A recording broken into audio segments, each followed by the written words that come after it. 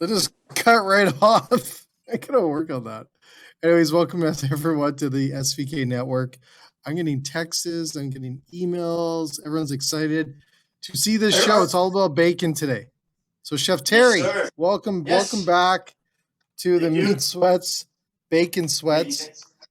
You ever sweated bacon before, bud? Have I ever sweated bacon? Like meat sweats from bacon? Absolutely.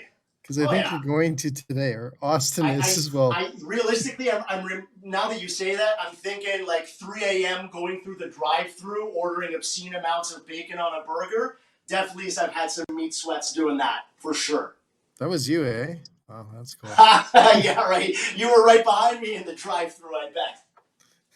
Exactly. So let's talk about what we're going to be focusing on. So just before we get started here, just a quick shout out for everyone that's going to watch the show on demand on our Cisco Canada's YouTube channel. Please subscribe and follow us. We want to make sure that you always get alerted when we do shows like this today. And also, the products that we're going to be focusing on today is from Nozak Meats, which is out of Red Deer, Alberta. Great products. Terry, do you want to kind of give us a showdown on what we're showcasing today? Yeah, so we've got a smoked pork loin that we're going to be using for a couple of the dishes, and we've got some double smoked bacon that's going to be going in a lot of different places. Now, if you don't mind, Jay, I'm actually going to do a quick plug for my own YouTube channel as well, if that's okay. It's Chef Terry Port on YouTube.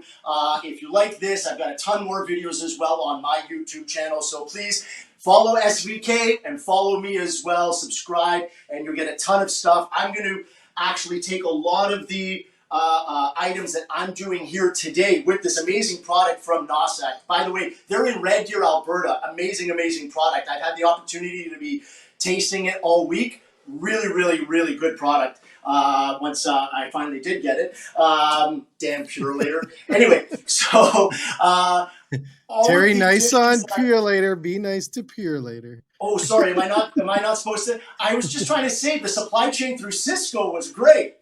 Yeah. Good answer. It was Purelator that slowed us down last week, so I apologize to everybody about that.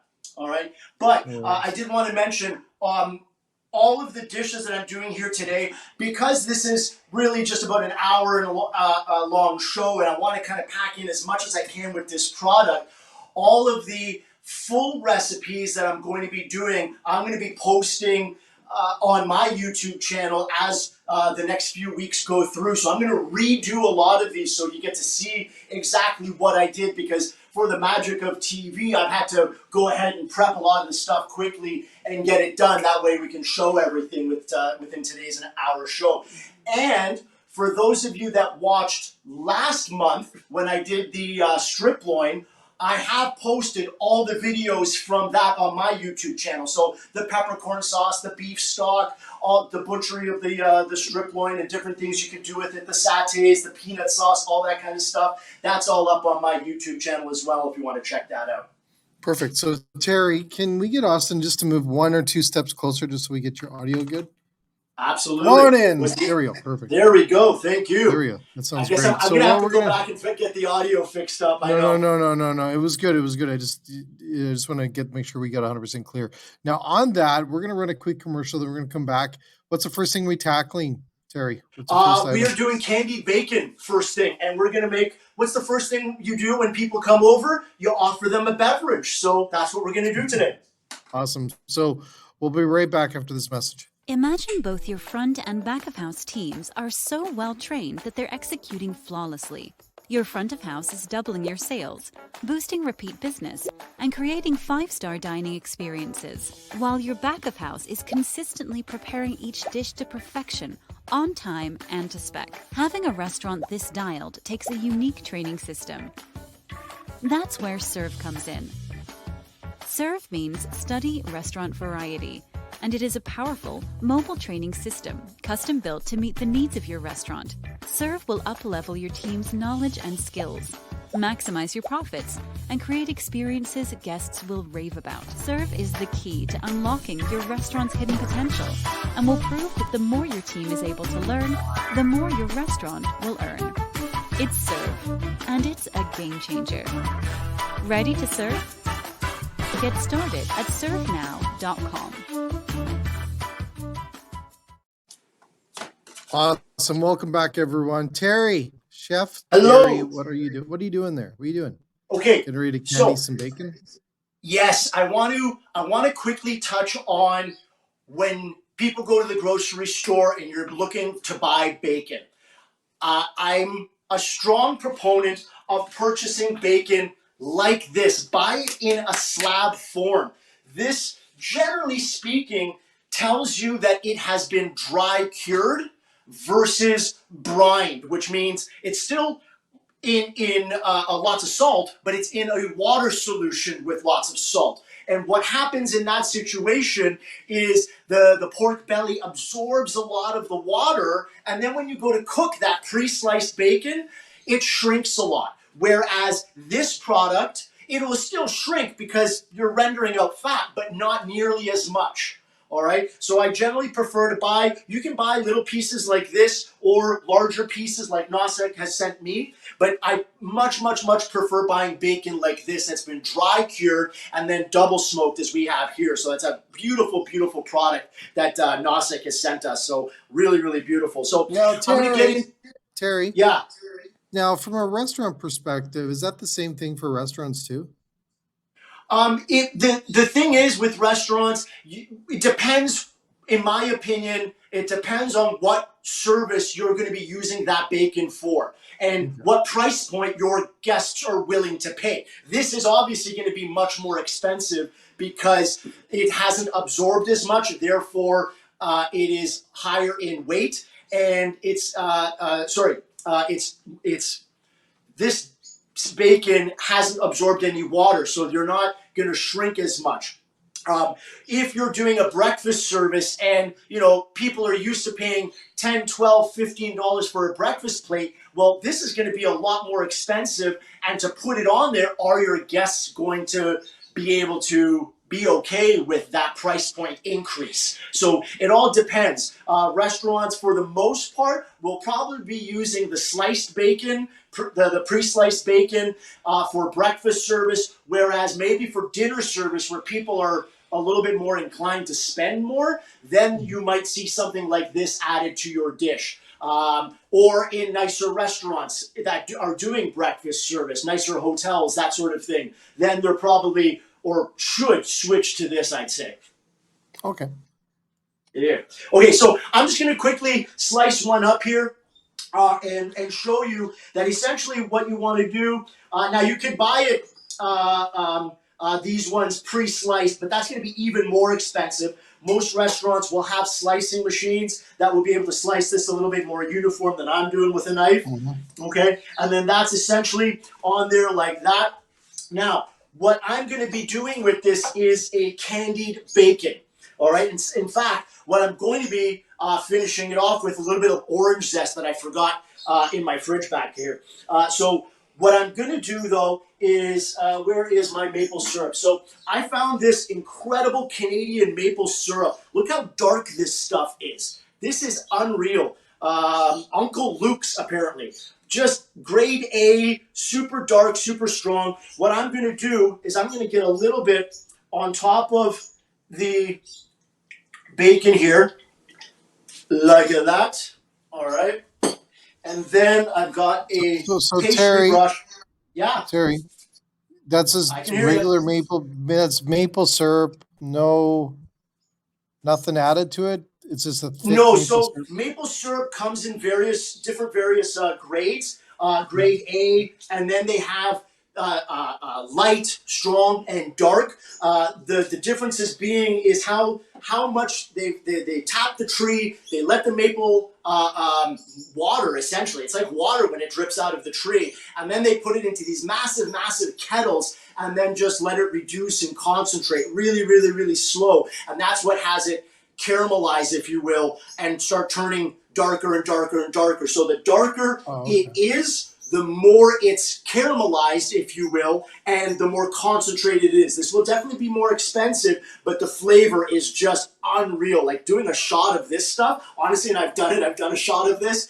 Maybe we'll do one a little bit later. Me and Austin will do a shot of maple syrup. Trust me, it's delicious. Anyway, so the longer they cook out the maple syrup, the stronger the flavor is going to be and color. So that's what that is. So when you see very light, it really wasn't cooked out. It was really simple, fast and easy. Exactly. And that'll be cheaper for sure. Again, and if we're talking about restaurant services, then some restaurants might not be able to afford to buy the super dark because it is considerably more expensive. I'm going to pop this into my oven right now, all right, and get that going. Now, I do want to mention the theme of today that I've kind of going with. I've got, black pants, black shoes, black golf shirt on, and we've got a lot of dark and black going on in the dishes. So the drink, I'm going to be doing an old-fashioned, but a dark and stormy kind of more old-fashioned, and I pre-made a little bit of black licorice simple syrup. If you want to come in a little bit closer, this has got some star anise in it. All right. So star anise is essentially a spice that gives you that really strong black licorice flavor. Very similar to that, fennel also has that black licorice flavor. And what I've done with fennel is I've sliced it super, super thin and then poached it in this simple syrup and then dried it out in the oven and made fennel chips. Oh, all right. Very, very cool. Okay. Okay. Now, I've got here, I'm just going to pop this into the oven and switch them around.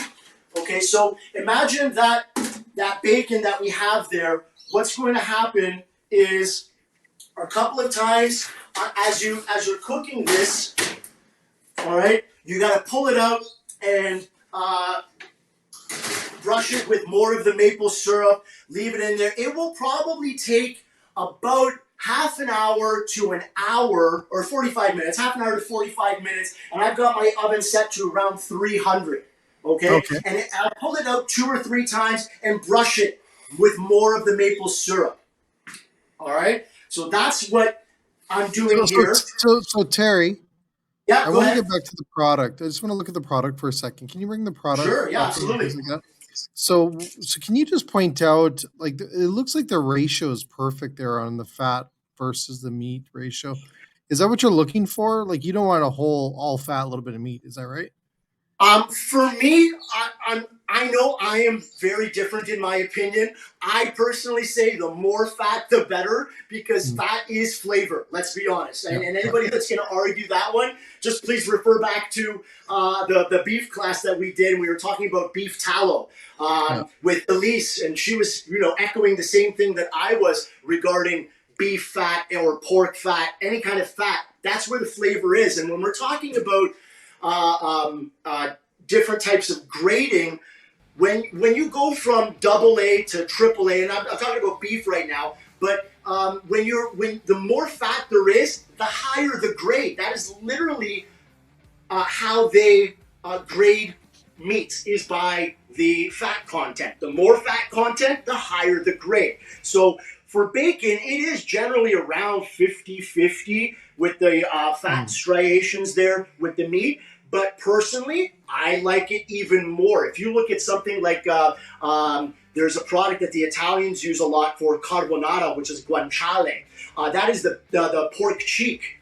And that cheek is like 80% fat. That's why it's so friggin' delicious. It is phenomenal. So for me, I like more fat, but some consumers out there would probably be looking for something a little bit leaner. But I'll be honest with you, in the past, 30, 40, 50 years, maybe not so much now, but there was a huge push for fat-free products.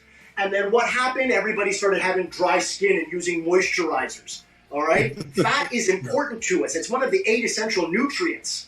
All right? So I strongly am an advocate for the more fat, the better. You go me down this path, I'm going to talk forever on it. That's awesome. All right. So brush with maple syrup into the oven. Every 10 minutes or so, pull it out and brush it with more maple syrup. Get a little bit more on, brush it again. Every 10 minutes for about 3 or 4 times. And then we're going to pull out the one that I've done ahead of time. Look at that.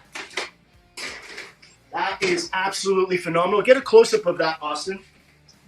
Yeah, so this is what you're looking for.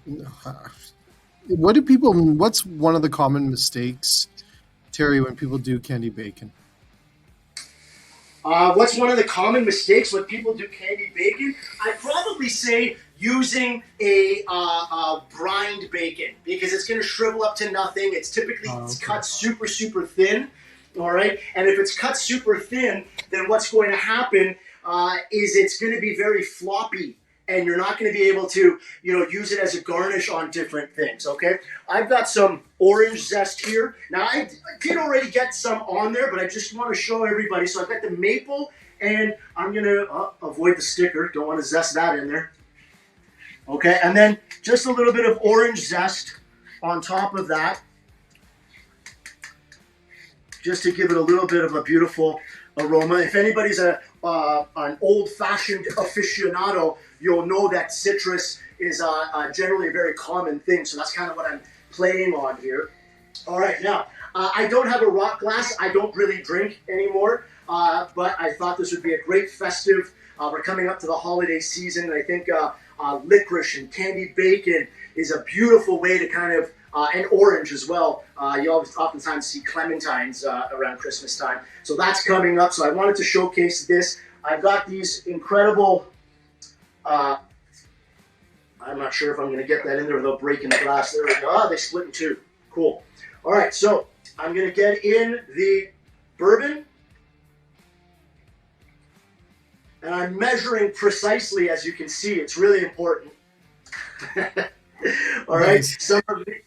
Some of the licorice simple syrup. So one of the things I'm also playing on here is black licorice and orange go really, really well together. I've done a ton of salads with a shaved fennel salad with an orange dressing. Orange and licorice are beautiful together. So definitely something that I thought of to pair together here with the old fashioned. And then what I'm going to do, I'm going to take one of these guys here, maybe slip it through there, and then have that. That's broken. Let's get another guy in there. What I was hoping to do is that this could sit on here. What is that, Terry? What are you doing? What is that? So this is the candied fennel chip. So so what I did fennel chips. That's what I got there. So what I did was I shaved fennel super, super thin. I then poached it in this syrup. So it's just star anise, water, and sugar. All right. Okay. I then laid it onto a baking tray and dried it out into the oven. All right. And there is a beautiful drink for the holiday, orange candied bacon with candied fennel as well. That is beautiful garnish on the top. Now you could do that garnish. No, Terry, can you grab a plate? Can I grab a plate? Yeah, grab a plate. Yeah, grab a plate. Hold on. Which one's the one? Dark plate or some one of those dark plates you showed me. But it's going to be the same plate that I'm using down the road. It's okay. That's okay. Can you just throw it on there like as if it was a garnish without the drink? Take the drink away for a second. I just want to see the garnish with the bacon. Because you could do a garnish like this. Can you use the garnish on the top, Terry? On the plate? Yeah, sorry, say that. Take that garnish off and move it to the plate. I want to see what it looks like. See how it pops on that plate? Yeah, absolutely.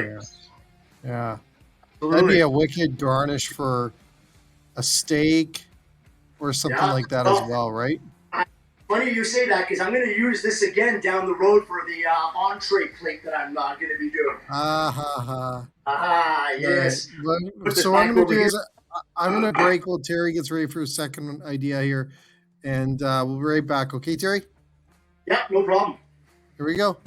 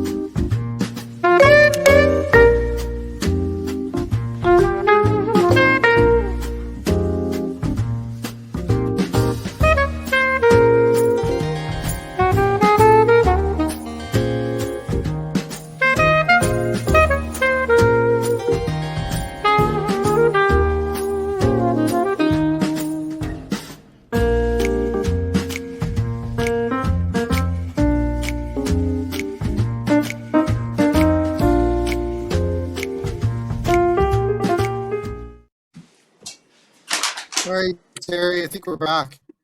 All right. Excellent. So, we're about to start with one of this soup.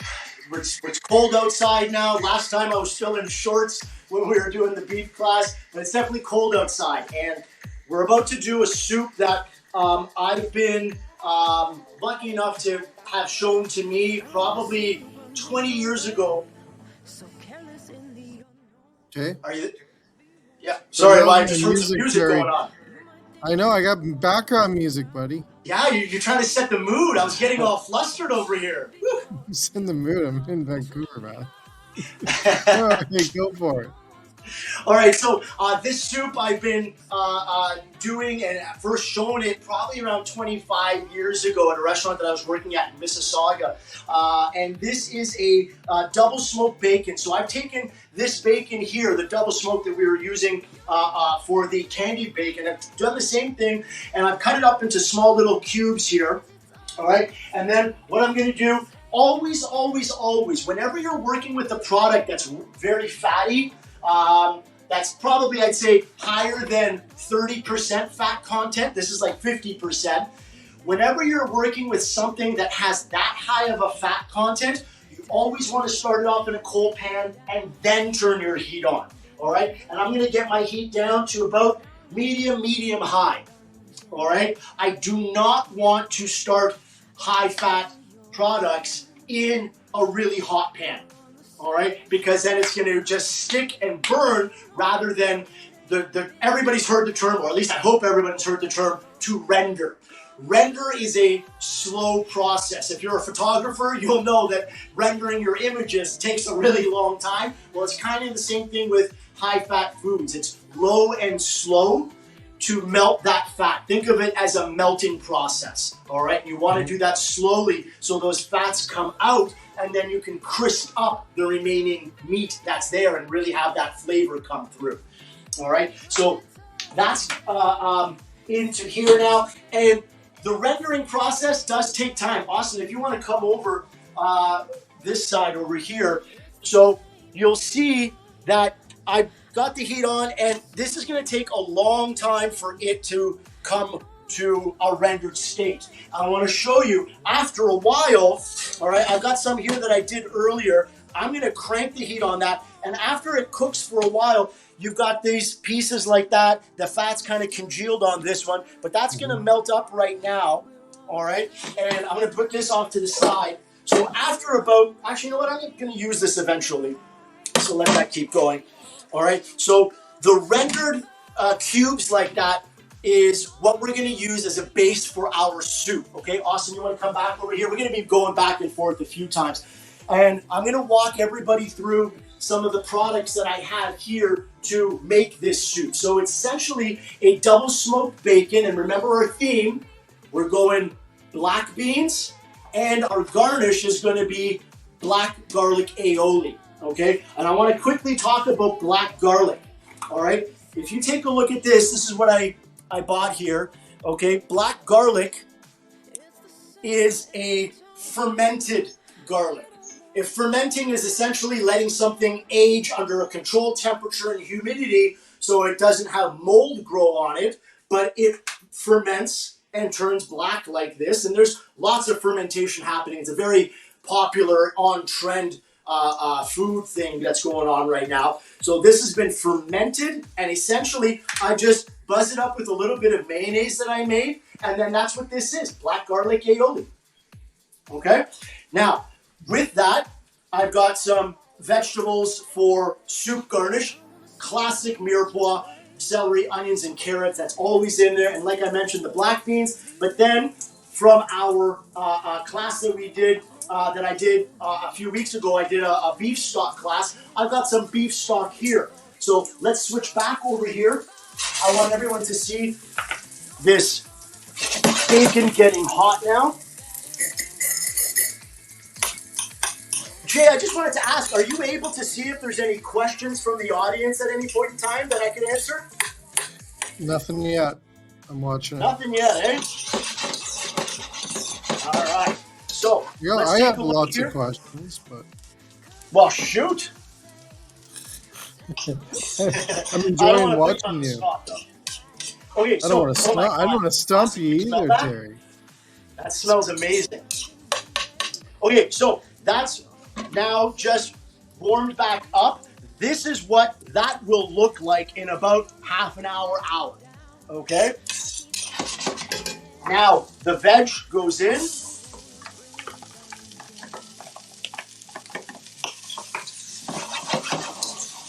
All right, and as the vegetables are going, I'm going to get in some chopped garlic in there as well.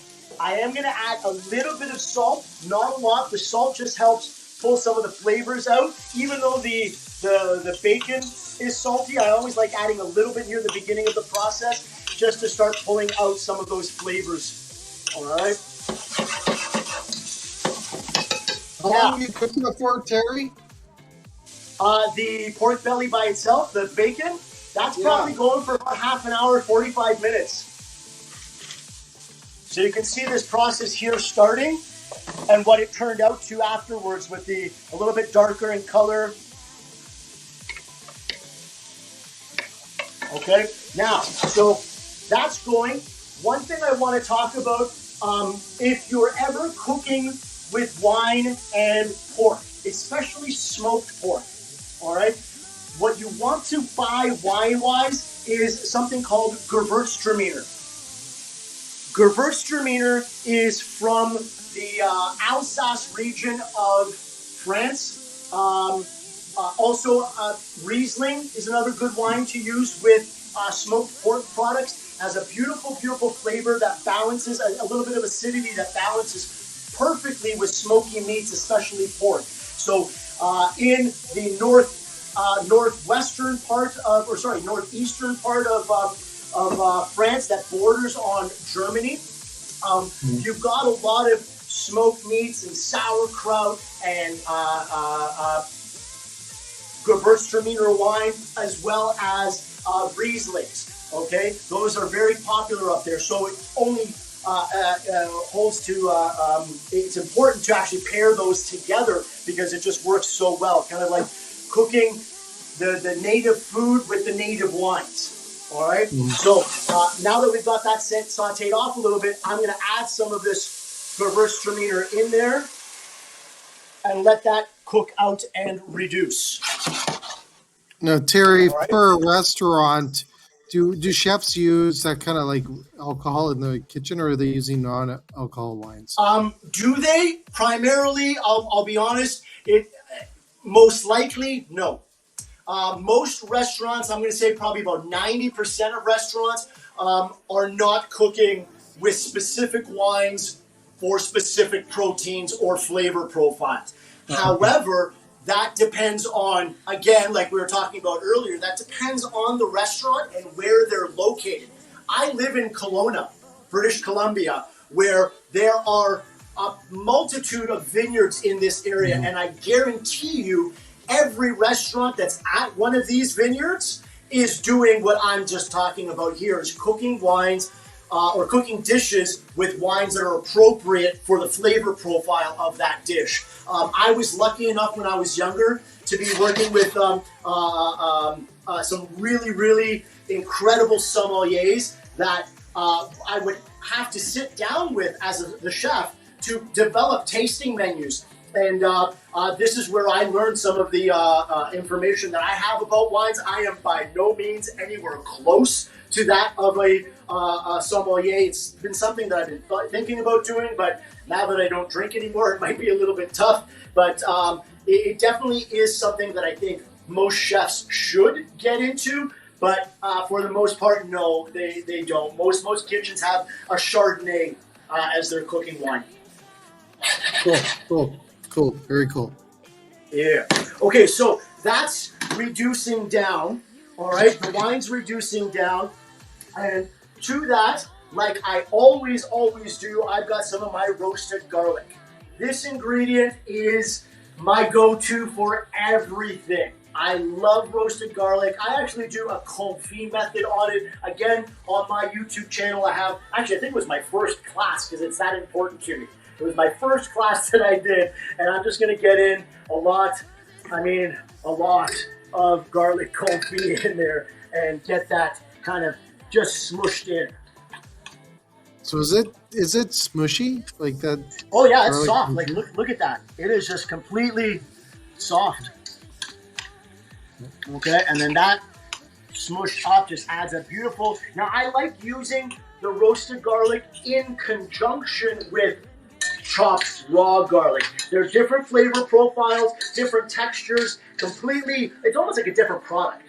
All right, I definitely like using both.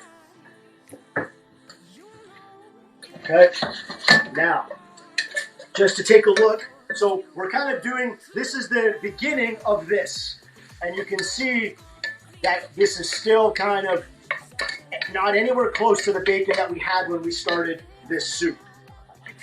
All right, so as that's reducing down, now I'm going to add, all right, so like we were talking about before, heavily reduced stock.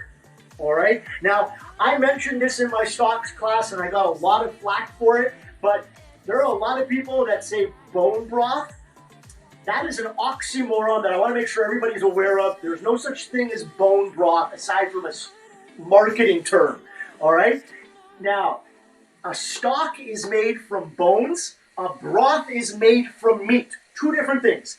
Yes, flavor profile is similar, but your stock is what's going to get you the gelatin. The gelatin is what's really good for us. And I'll be honest with you, all of those that are saying bone broth, do I really care about it that much? No, I just like to poke the bear. Anyway, so this is my super reduced beef stock. That's now going to become pork flavored. All right, you can see how gelatinous it is. And this is at room temperature. It is there's so much gelatin in it, and it's so heavily reduced that it's like meat jello. In fact, that's where jello gets its gelatin from. Now that's going to be a super concentrated form right there. I'm going to take this and just dilute it with some water because for a soup, that's way too strong. That's like sauce-like consistency there. So I'm just going to make sure I scrape out all that good stuff there. For those of you that have watched my beef stock class, I talk about the reduction and what happens and how to get it to this stage. And the reason why I reduce it down so far is because it's less space in my freezer. The more I can reduce it down, the more things I can throw into my freezer. So it's a storage thing for me. All right, so now that that's all in there, I'm going to give this a stir. Beautiful. All right. Okay, so that's simmering away. That's going to come up to a simmer, and I would suggest let that simmer for about an hour. All right. Always come back and check it. You're going to, oh, I did forget one thing. Fresh thyme. Okay, so fresh thyme, I'm just going to leave it right off the stem and pick them out after. That goes in there as well.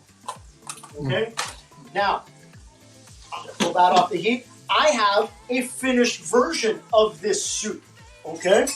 And you can see here, this is what it looks like, all right? So after this simmers for about an hour. Darkened up, eh? It darkened up, Terry. What's that? It really darkened up, eh? Oh, yeah, absolutely. And that's because after about an hour of simmering, I then add the black beans to this. Oh, Remember, okay. I talked about the theme today being dark and black. So the black beans, after about an hour of simmering, the reason why we wanted to simmer for an hour is because all that veg, especially the carrots, are really still crunchy right now. It's going to take some time for them to soften up. When you buy canned beans, they're already soft. All right? So if I add the beans to that now, the length of time it's going to take for those carrots to become soft, this is going to be mush. All right? So let that simmer for a while, and then after about an hour, then drop the beans in. And I will always say, I made this yesterday, always, always, always with things like this where there's a lot of different components, always let that sit in your fridge overnight. Those flavors marry together a little bit better, and you'll end up with a much more cohesive flavor rather than everything being kind of scattered, if that makes sense. All right?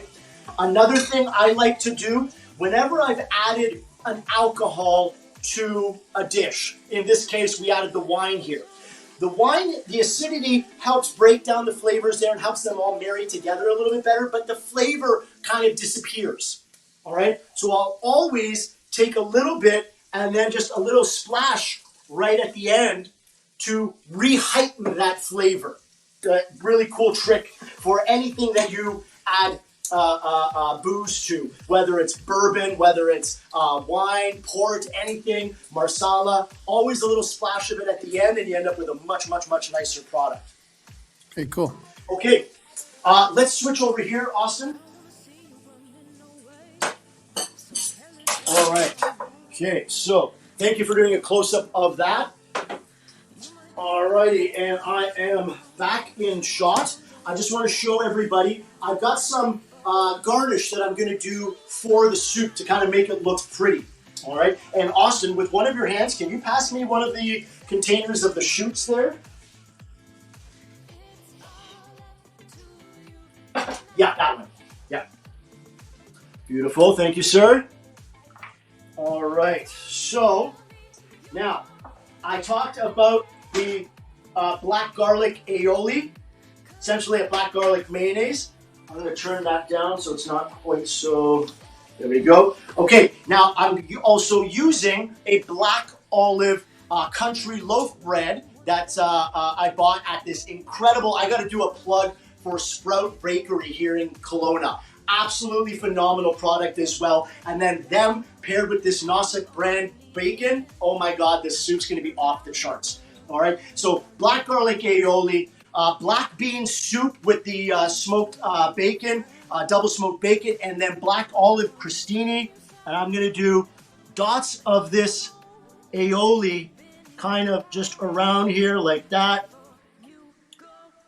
Incredible color on it. Mm-hmm. And you people are looking at that going, wow, what is that? And it's just so interesting to see something like this and then garnish like that. Oh. Beautiful. All right.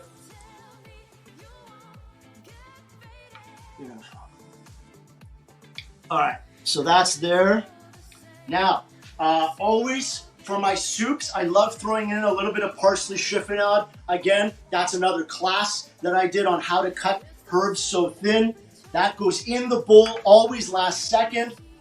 And then my double smoked bacon soup into here like that.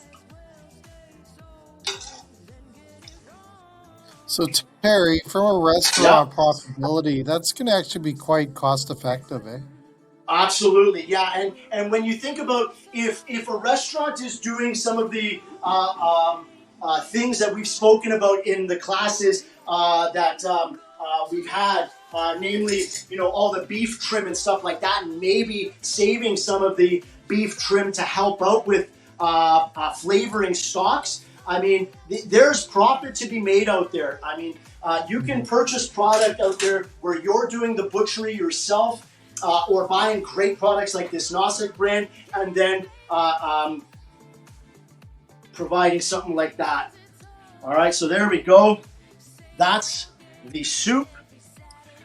So black garlic aioli on black olive crostini with smoked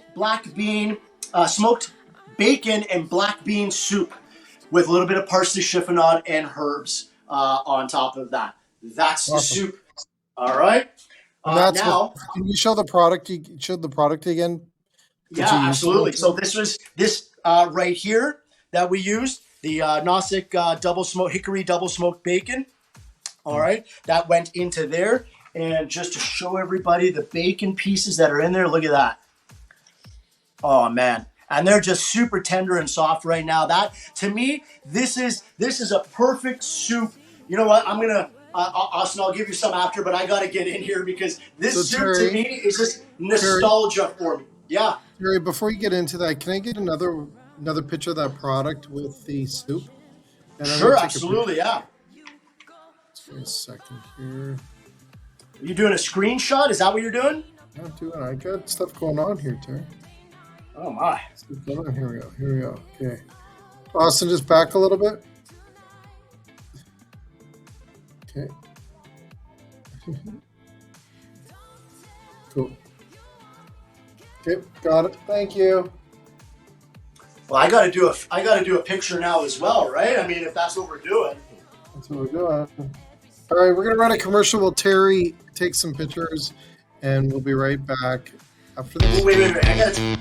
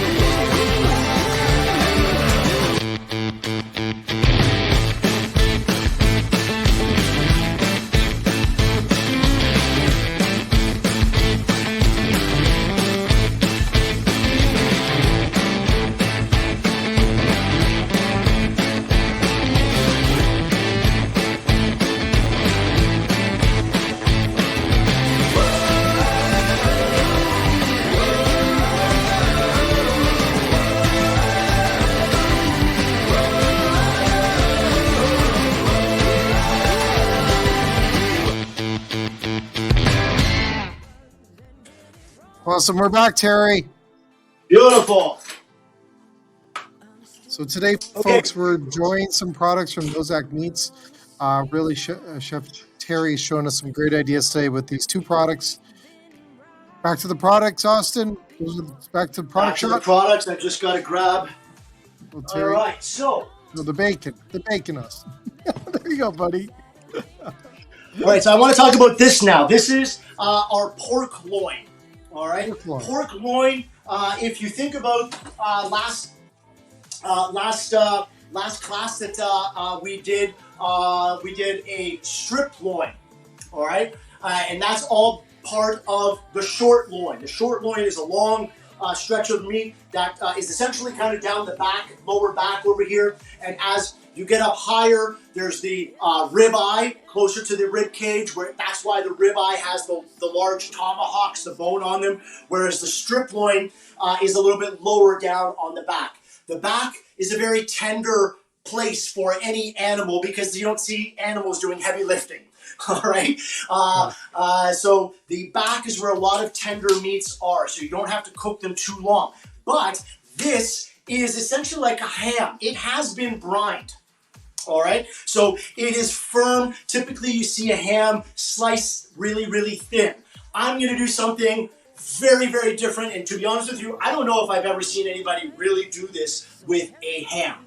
Okay, but I'm going to give it a shot and we'll see how it turns out. So I've got here one of the other pieces that Nosek sent me from the loin. So I was sent 2 of them. And what I'm going to do is I'm going to actually, for presentation purposes down the road, you'll see what this is going to be used for. But I just want to make sure this is the same width as that, because that's going to be part of my presentation. All right. And I'm Terry, what do you look for? What do you look for in this product as a chef? What are you looking for a restaurant?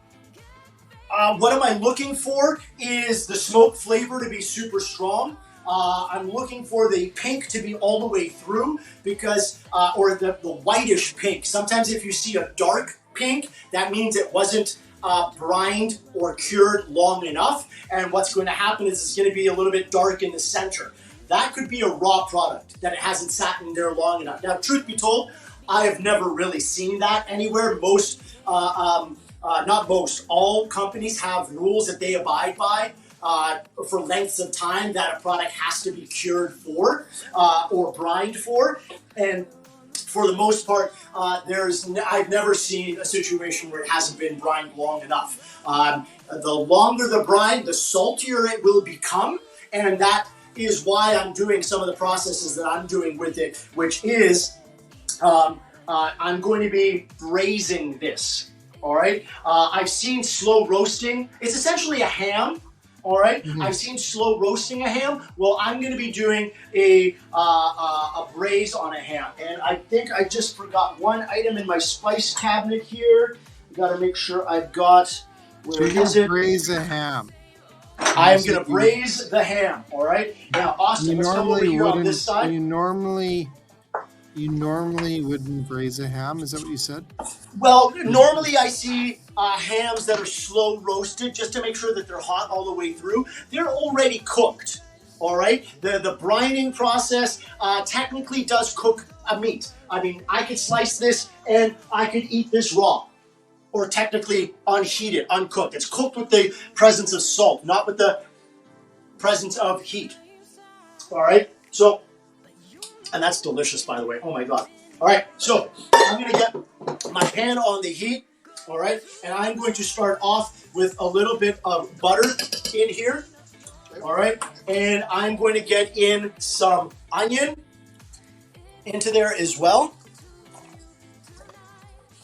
So just to make sure everyone's following along, what we're starting here now is the entree. So if anybody's following me on Instagram, Chef Terry Port, by the way, I posted up an image that I tested out last night of what this dish is going to look like. I've got a few more elements that I'm going to be adding as a little bit of extra garnishes to make it look prettier. But this is essentially the start of the braise that we're going to do on this ham. All right. Now I've got the butter and onions going there right now. Like I said before, I always add a little bit of salt. And I'm going to add some chopped garlic to that. I grew up eating, my mom she still does, this incredible roast pork with a whack ton of allspice. And ever since then, I have loved allspice and pork. In fact, my mom's watching right now, I'm sure of it, so hi, Mom.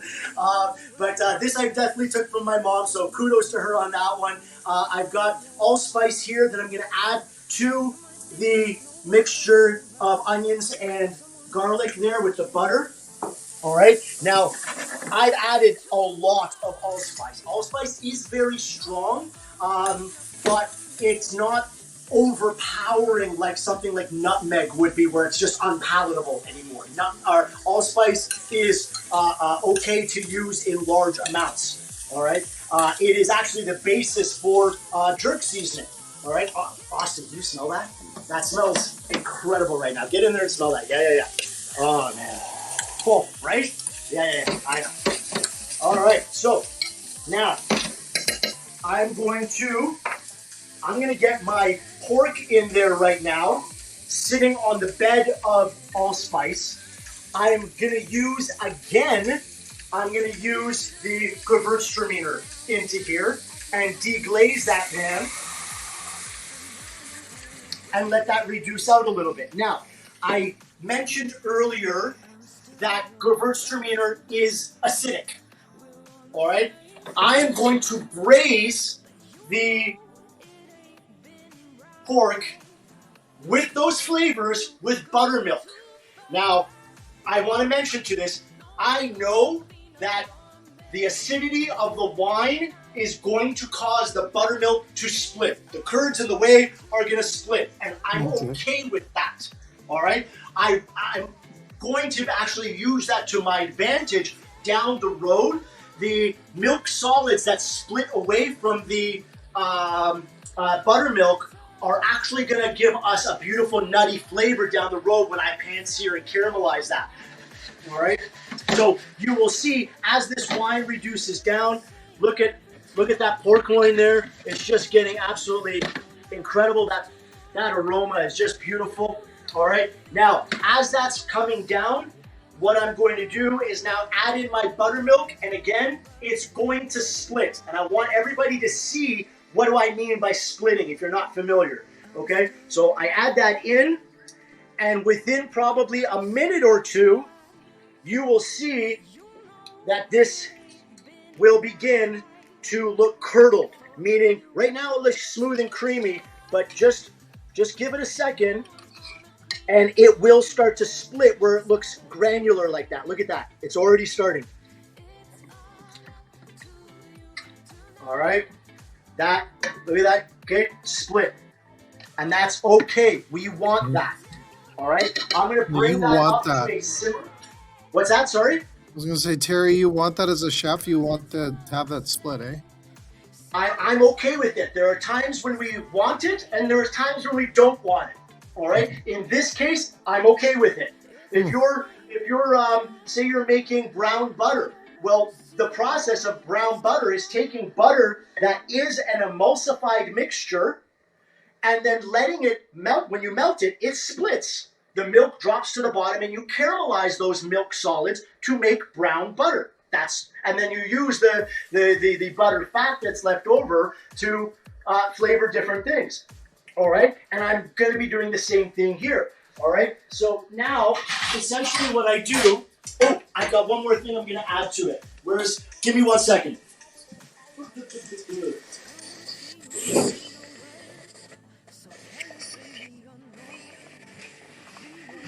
All right, so my apologies. I forgot. I'm going to be adding some sage. I have a sage plant over here. Some sage goes in there. All right, my lid goes on top, and then that goes into the oven. All right, now I get a rag to pull out. Ooh. I've done one earlier already. That's in the oven. Okay, take a look at this. This was started very, very early this morning. Okay. I love all of you guys that are watching. Terry, can you overcook that? Like, is there some cautions here for chefs out there? Yeah, you definitely can overcook it. I would say don't go over 3.5 hours. Don't go over 3 hours, actually. Okay. This has been in for about 3 hours now. I think I started at around 9 a.m., 10 a.m. my local time. All right. So now I'm going to get back to that. I'm going to let that rest up a little bit. We're going to do a couple of other things while that's resting to get our plate ready to go. All right. Now, pork and cabbage is a very, very popular combination. You see pork and cabbage, and apples, for that matter, and pork is very classic together. So we're going to play on those themes, and I'm going to exploit them. All right. I do a braised red cabbage that I'm going to start off. All right. I got a pan there, and again, I'm going to get some butter in here.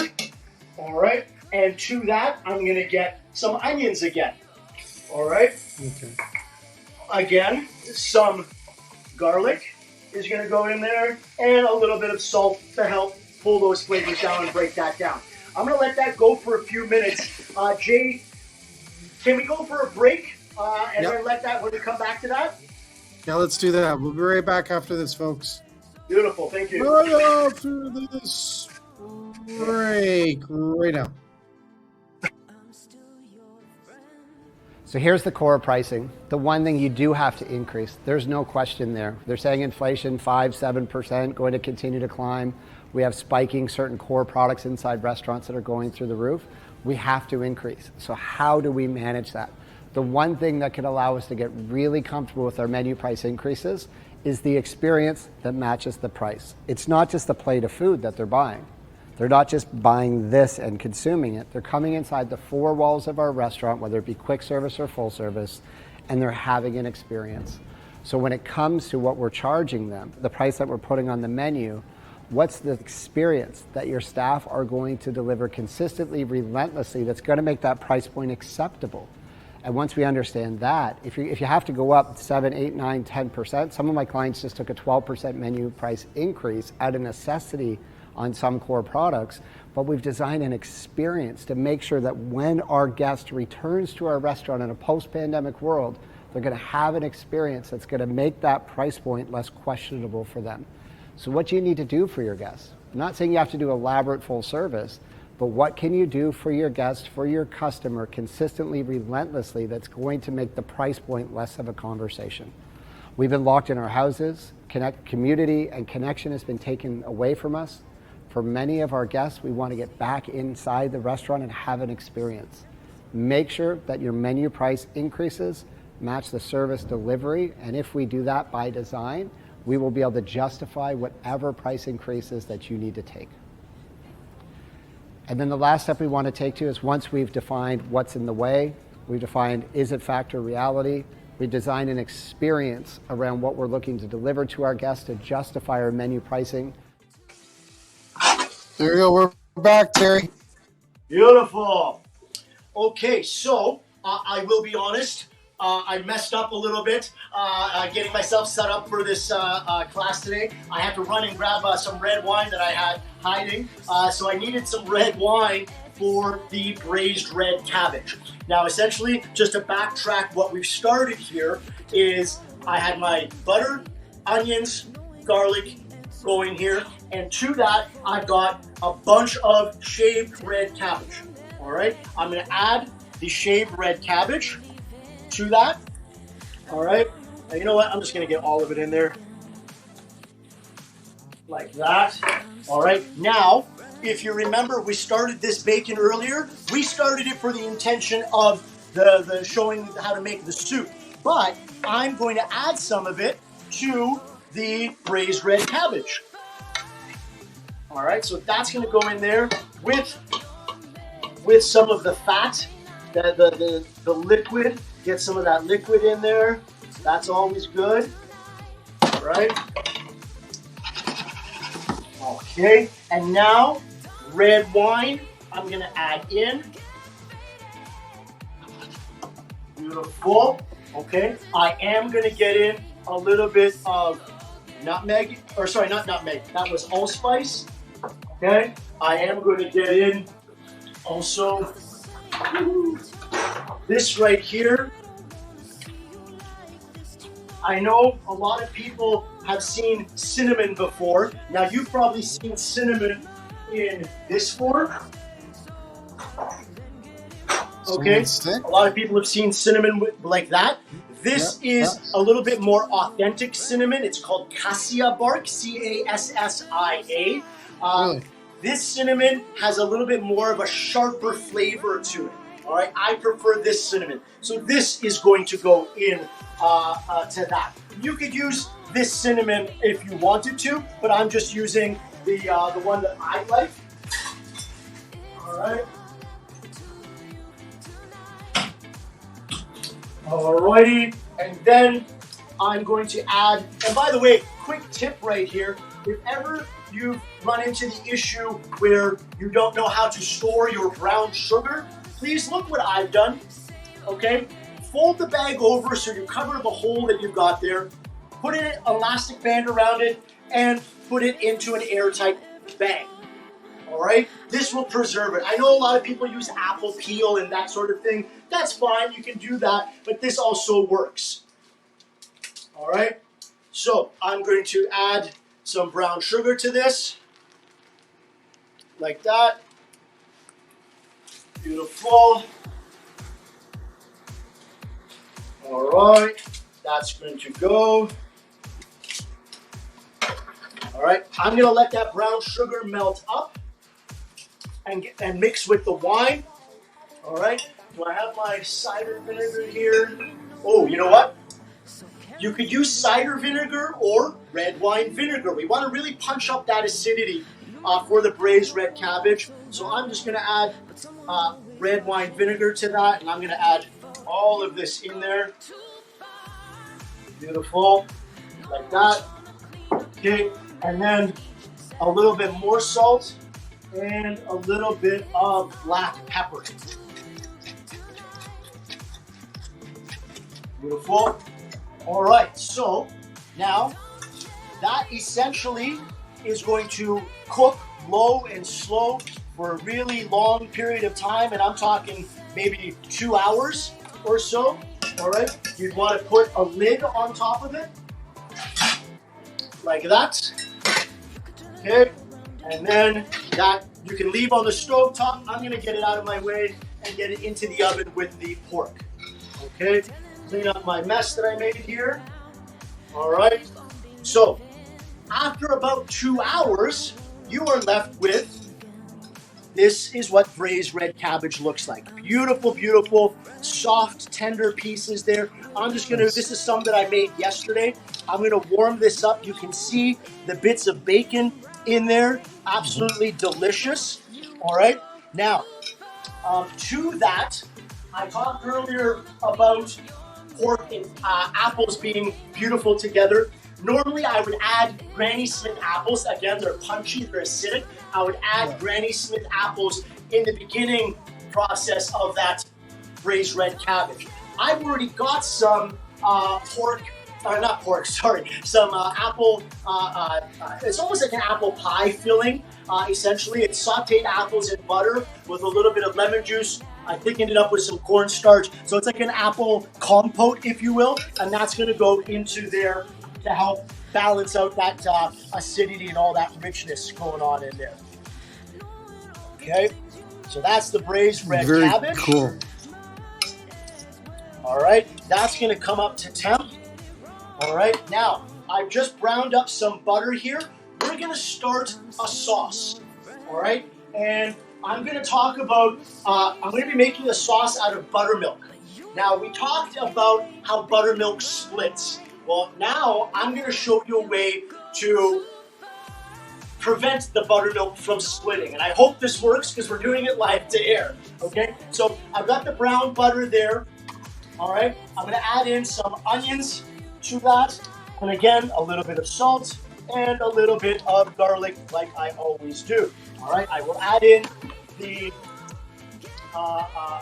garlic confit a little bit later. I'm going to get my brown sugar put away. Jay, do you have any questions so far? No, I'm just thinking of how this relates to restaurants and chefs and stuff, and making sure the chefs are in the mindset of like how this applies to a kitchen. A lot of this can be done, like you said, prior, so the prep and everything. Oh, absolutely. Right? For restaurants, I think having something like braised red cabbage is phenomenal to have. First of all, red cabbage, a lot of restaurants can buy pre-shredded, ready to go. It's a little bit more expensive, of course, but if you have a meat slicer, buy the red cabbage or slice it yourself on the meat slicer. It's much, much, much easier that way. All right, and by having that as a side dish, especially that we're getting into the winter and we're in fall already, it's a beautiful winter addition to have on the plate. Plus, look at the color. That's beautiful. When do you have the opportunity in a restaurant as a restaurant chef to have a purple veg on a plate? It's not very often, and this is absolutely delicious. It's like candy. The brown sugar, the cinnamon, the acidity. It's a gastrique essentially with braised red cabbage. If you're familiar with what a gastrique is, it's just acid and sugar in equal parts cooked together to add that. It's like a barbecue sauce base. That's also the same thing. All right. Anyway, back to this sauce here. All right. So I've got onions and garlic there. Again, I'm going to go allspice.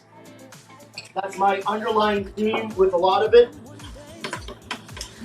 All right. I'm going to get in some of the Gewürztraminer again. All right. And then that's going to reduce down. Okay. Now, I want this sauce to be a buttermilk sauce. So how on earth, if we've already seen the buttermilk splits with the presence of acidity into it, how am I going to keep that from splitting? Well, I've got something that I learned. There's a chef in California. Actually, he's got a restaurant in New York now as well. If anybody's watching and you're a restaurant chef, you must or should know Chef Thomas Keller. Chef Thomas Keller has a restaurant in the Napa Valley of California called the French Laundry. He's also got a restaurant in New York called Per Se. He's got Bouchon Bistro. He's got Bouchon Bakery. Absolutely revered chef. Phenomenal human being. And upon reading one of his books, one of his staff members came up with this. This, I will talk about, you can buy xanthan gum in the grocery store. Bob's Red Mill has xanthan gum you can buy. Xanthan gum is essentially a byproduct of making glucose. This is a sugar, all right? But this isn't sugar. This is a starch, okay? And the way to activate it is by shearing it into your product in a blender. The problem with xanthan gum is that adding just honestly like a milligram too much and your product becomes very thick and gloopy and your consistency is way off. So what Thomas Keller did was he and one of his staff members just pureed xanthan gum into water to pre-hydrate it. All right, now what you've got is this mixture that is here. I know this might not look appetizing, but essentially it's a thickened water with this consistency, like a gel. Okay, can you see that? Yeah. Okay, so now what I'm going to do is stabilize my mixture here. This pre-hydrated water, or xanthan gum, also he calls it pre-high, by the way. All right, so this pre-high will stabilize the buttermilk and the Gewürztraminer, the wine together, so that we don't end up splitting it. And I'm just waiting for this to reduce out a little bit more to get those flavors out. All right. In fact, what I'm going to do real quick is I'm going to strain out the onions because I've already got the flavor out of them. I just need one of my strainers. There we go. Okay, so that's out. And again, Jay, you keep asking about how does this apply for a restaurant? Well, again, this is something that restaurateurs would do well ahead of time. They would get these sauces and the braised red cabbage done beforehand, and they have it sitting there waiting to go at service. Okay, so that's my Gewürztraminer ready to go there. That's got the flavor of the allspice and everything. I'm going to get in this pre-high into it. All right, get that on there.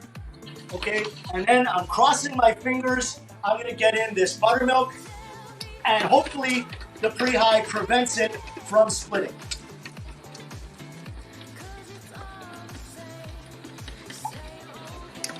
Okay, so what I'm looking to do is have the flavor infused there, but avoid the, I still want it to be smooth and creamy.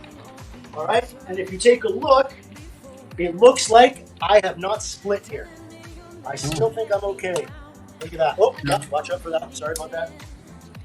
So we've achieved a sauce-like consistency without splitting.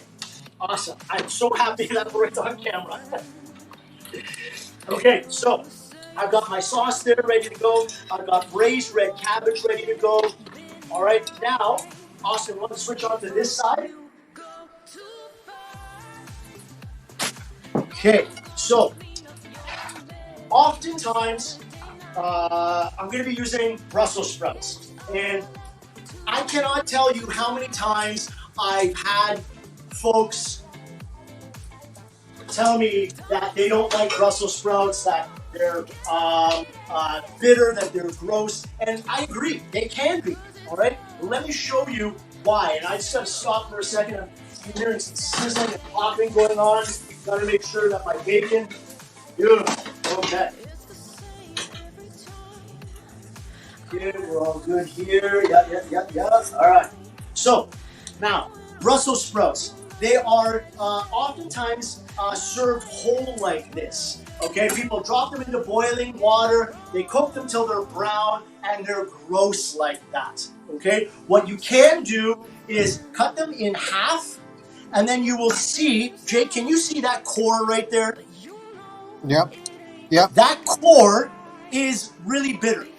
All right. Now, the vegetable itself is bitter, but what I'm just doing here is I just give it a little cut.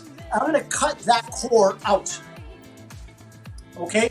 Like this, if you wanted to serve it, like this, you could blanch it in some hot boiling water, lots of salt, and then into some butter, some Gewürztraminer, double smoked bacon, and cook it off that way. And that's beautiful. All right? And that's what we're going to do. But I'm taking it a step further. Okay, rather than keeping it whole like this, what I do is I'm just going to switch knives here. Is I'm just going to take the halved Brussels sprout, and I'm going to start with my knife at an extreme angle here. A little bit of knife skills going on here, and I'm going to start julienning it super thin, and I'm changing my knife angle to be able to get this really thin product here. Okay, now, Austin, do you want to back away? I was talking with Austin about this before we filmed, and I was slicing up some onions, and I thought, I'm going to do this on camera. Kids, don't try this at home. Okay, I just, it's snowed out here. Got to make sure that I'm slicing super thin. There we go. For the camera, baby, because I love you. All right. And I didn't cut myself. Woo! Okay, so now I have done a lot of that already. I've taken the Brussels sprouts, I've blanched them ahead of time, and that's what I have here. Okay, so this is already blanched chiffonade Brussels sprouts that I've got ready to go. All right, I've got a container over here. I've got some sage leaves that I fried a little bit and had them become crispy sage leaves. Okay, that's what we added into the, what was it that we added it into? We added into the pork while we're braising it, okay? So, that's some garnishes that we're gonna do, all right? How we doing on time, Jay? If we could start wrapping it up, it'd probably be pretty cool, Terry. Okay, I will start wrapping it up, not a problem. Okay, so, I'm gonna get on.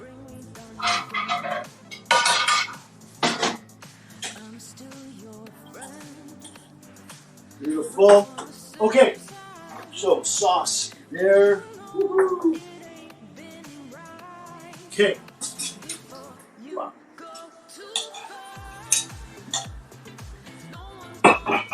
Come over. This is that pork loin that we had from earlier.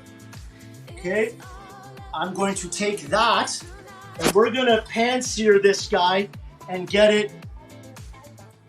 Oh, nice and tender. Look at that. That's incredible. All right. And see all those little bits of white there? That's those milk solids from the split buttermilk. All right. And I've got the braised red cabbage here. So I do want to mention this braised red cabbage, this could be a side dish by itself. All right. So imagine you're in a restaurant and you ask for a side dish. Maybe you finish it off with a little bit of parsley. All right.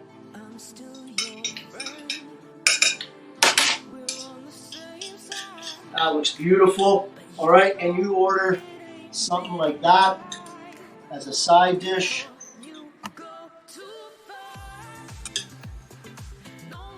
Okay, beautiful. And then you take some of your apple mixture just as a garnish on top there.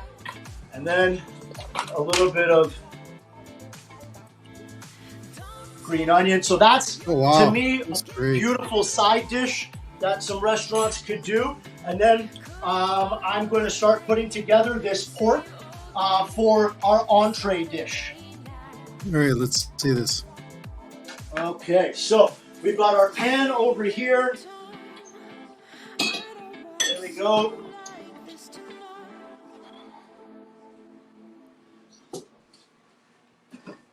Okay, so I've just got a little bit of butter and some oil into there. All right, that's going to be getting hot. I'm going to switch pans spots here. All right, and as that's going, I'm going to get these in to the pan over here. All right, now they're already cooked. I'm just looking to add some color to it right now. Oh, wow. All right, I am going to add some of our beautiful dark maple syrup to that. Get a nice glaze on there.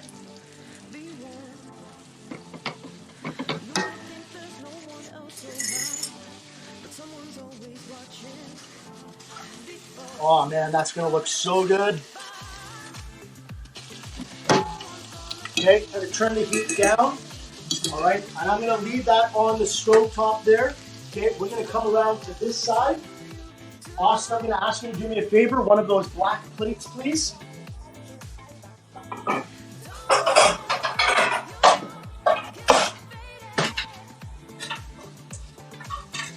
Okay, so we had from before that bacon that we cooked off. All right, and again, I'm going to have some of the Gewürztraminer into there, just a little bit. All right, and that's going to heat up, and I'm going to add some of this Brussels sprout to here. So Brussels sprout, the bacon, all right, that's in there, and I'm going to finish with a little bit of butter and some of our roasted garlic is going to go in there. I'm going to smash that up. Oh man, that's going to be so good.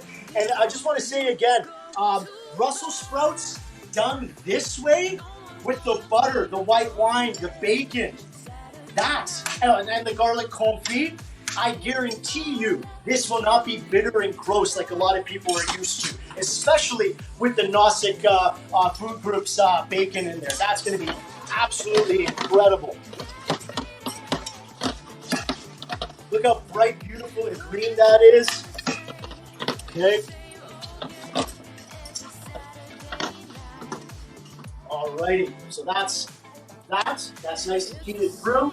Now, I want to quickly talk about what I have here. So that braised red cabbage, I've taken a step further, okay? I've shown it to you as this beautiful dish, as a side dish, but then what I've done with it, let's switch over here, okay? What I've done with it is I've pureed it, very, very smooth puree that I've done, and I want you to see. Cabbage, Terry.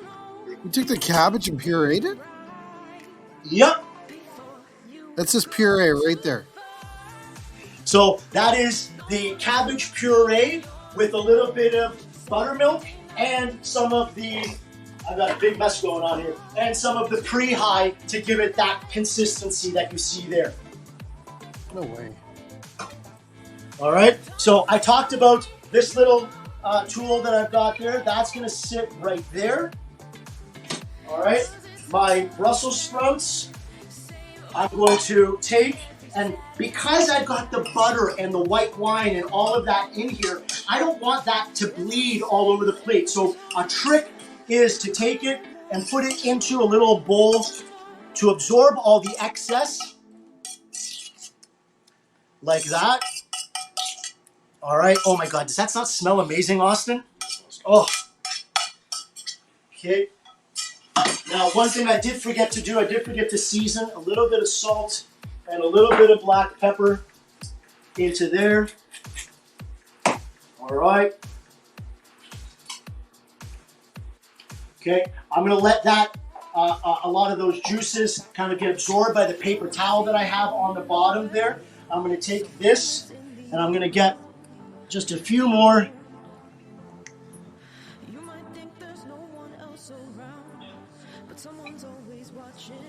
So Jay, last time we were talking and we did the stroganoff, you kind of harped on me a little bit for the swooshes that I did. And you're right. No one's doing the swooshes anymore. They're doing dots. That's what the cool kids are doing. You picked up on that. So I had to switch it up for you. That's for you. Yeah, Terry. I love it, man. Thanks. While the splatter's in too. I think the splatter is still there. Just want to mention these amazing Cisco gloves that were sent to me as well, because you harped on me for that last time as well. I don't actually need them. I just had to bring them out. All right. Those harps pay the bills, buddy. Okay, so now I've got the Brussels sprouts going into the form there.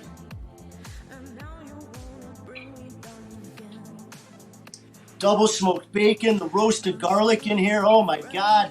So many amazing flavors on this. Just like that. All right. Beautiful. Then we're going to grab our glazed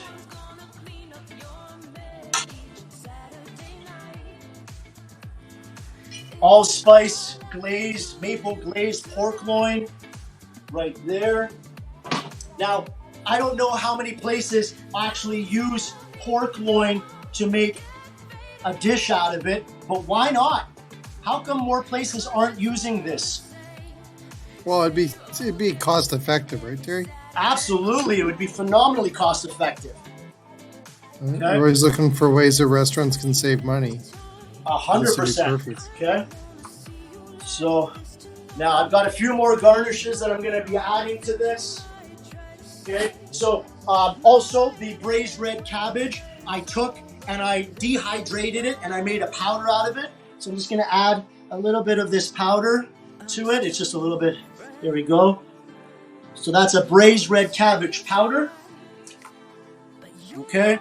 I've got 1 second. Did I pull up the tarragon?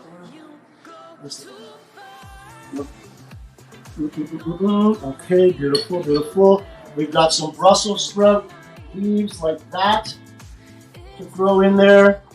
We've got some sage leaves going in here like that, just around.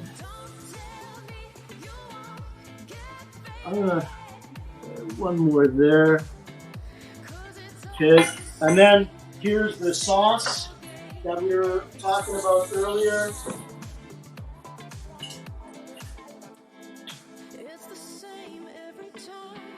There's our buttermilk sauce coming through like that. All right, and then so Terry, that's bacon. Yeah. Loin. Absolutely. That's the pork loin that we were talking about earlier. Wow. Okay.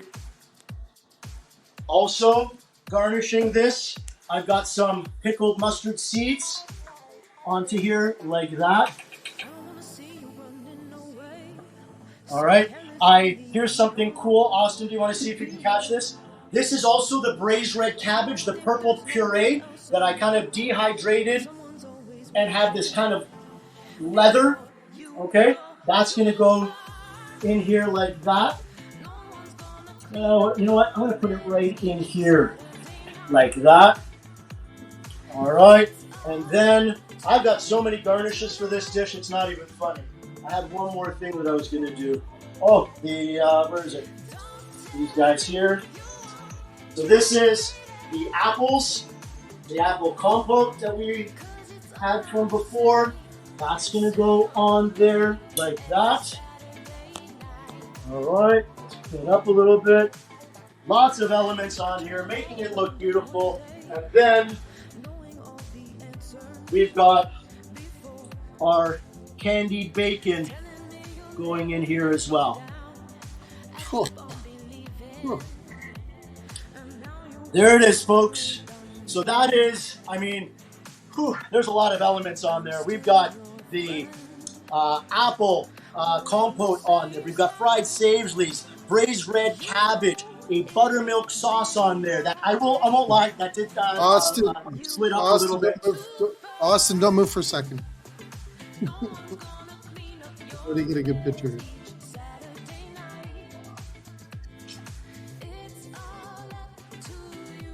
That's awesome, man. Terry, you done well. Thank you, sir. All right, here.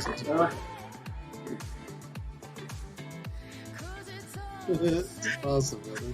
Beautiful. I can't believe that's a pork loin.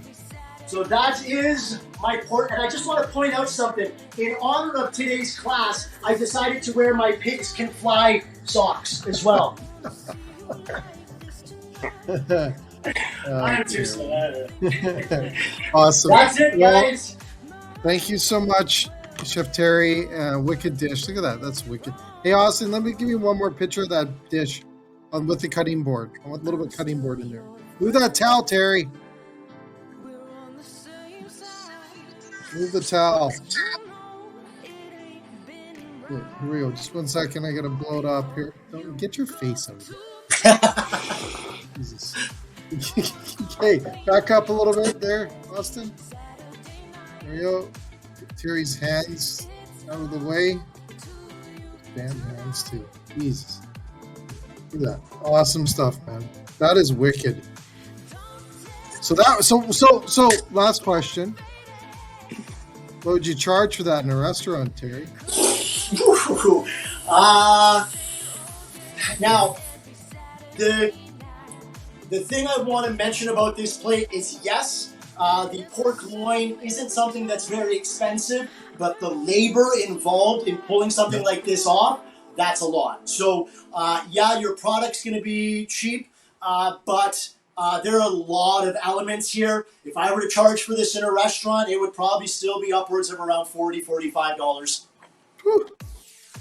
Not bad, but, you know, when you think of, if somebody sees, you know, pork loin ham, which I would never call it on the menu. I'd call it, I'd say maple glazed pork loin and kind of hide the fact that it is ham, because people have this kind of negative idea of what ham should be. Not that this is necessarily like a big pork ham, like a pork butt type of thing. This is a loin done in a similar manner, but still people would have that idea of what it should be, and they wouldn't be prepared to spend $40, $45 for something like that. Mm-hmm. But I just want to mention, there is bacon, and we want to talk about the meat sweats.